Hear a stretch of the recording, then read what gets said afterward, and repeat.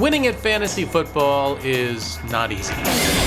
It takes focus, research, and of course a little luck to win. I did it 2 years in a row. No big deal. Then they changed the rules. Haven't won since. Maybe they just wanted to prevent me from making ridiculous draft entrances like this one when I played Living in America and called everyone a fool. In any case, I'm a traditionalist, and when things change, it takes some time to adjust. I don't even like when my wife puts the cinnamon back on a different shelf. Now, she's very generous to even have considered marrying me, and she's pretty wonderful for letting me trek to Vegas every year for our annual pilgrimage for the NFL's opening weekend. Sometimes we draft here, but most of the time we just yell at the sportsbook televisions and try to hit huge parlays, like this one. Fun times. This year, I came a day early to play a tournament at the new Venetian poker room, which I've been dying to check out. Up the escalator, past the silly shops, and in we go. And she's a beauty. Here are some obligatory shots of the free drink station, the tables, the televisions, and of course the chip rack. A nice touch. Today I'm playing in a $200 satellite to get into an $1,100 tournament. This one is a Milestone tournament. Yes, they changed the rules in satellites as well. In most satellites, about 1 in 10 get a seat to a bigger tournament. Milestone tourneys work the same, only if you get to 10 times your starting stack in chips, in this case if you build your 20,000 stack into 200,000, you and your chips get pulled from the tournament and you instantly win a seat. The remainder of the seats are for those who last the longest. Old dog, new tricks. The first interesting hand we look down at is a couple of crabs in the big blind. There are only 5 players on my table at this point, and it's just the small blind and I going to a flop of Jack 8-3 Rainbow.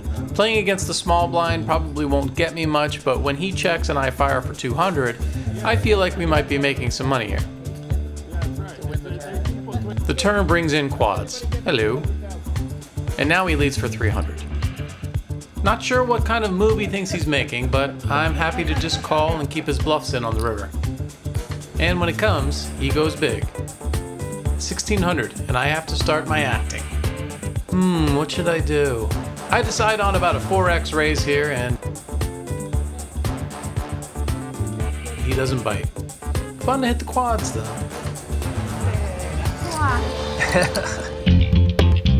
Then after I defend the big blind with King 7 off, I get a bluff through on a board that is particularly good for my hand. So making hands, making moves, feeling good. Nothing much happens for a while, and I'm playing pretty solid poker and not thinking about the milestone just yet. Typically, I won't concern myself with that until I reach 50% of the chips needed for the milestone.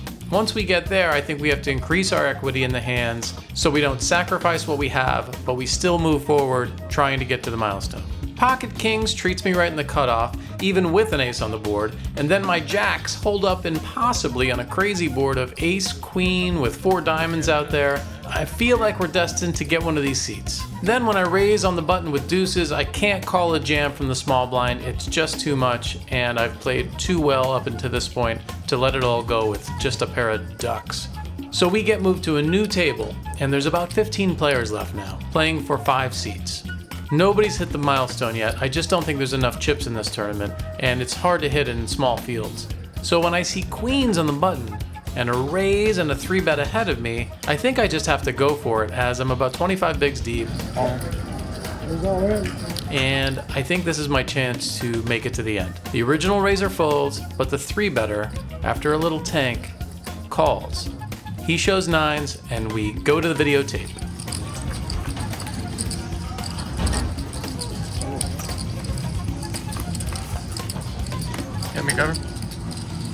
It's a tough one to lose so close to the money here, but I'm happy how we played, and there's plenty to do here for the weekend, so not too disappointed in a bad beat, especially in a long shot satellite tournament. Thanks, Venetian, but we're gonna go to the cash games at the Aria until dinner. It's such a plush room over there.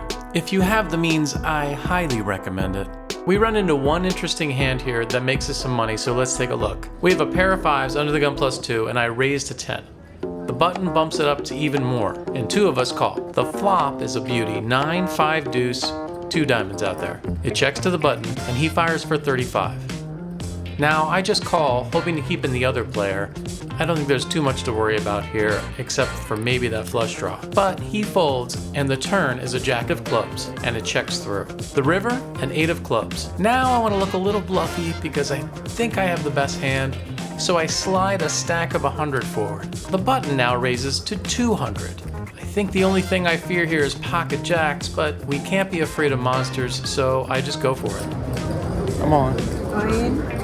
And he snap calls, so I ask him, Set of jacks? You have a set of jacks? What? You have a set of jacks? but he's got none of it. He's got top pair with a king kicker, and I've got all of his chips. We get right on the day, and we head to dinner.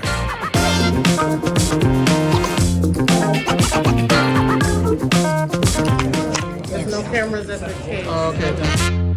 So, some victories, some growing pains, but they can't keep me down long. I'll be back for that trophy sooner or later. And as for the milestones, I finally get the hang of them when I get back to LA, winning on my very next try. And I get a seat into the Commerce Take the Crown main event. I do all right, not enough to get my name on a trophy, but it keeps this old dog in the game one more day. Thanks for watching.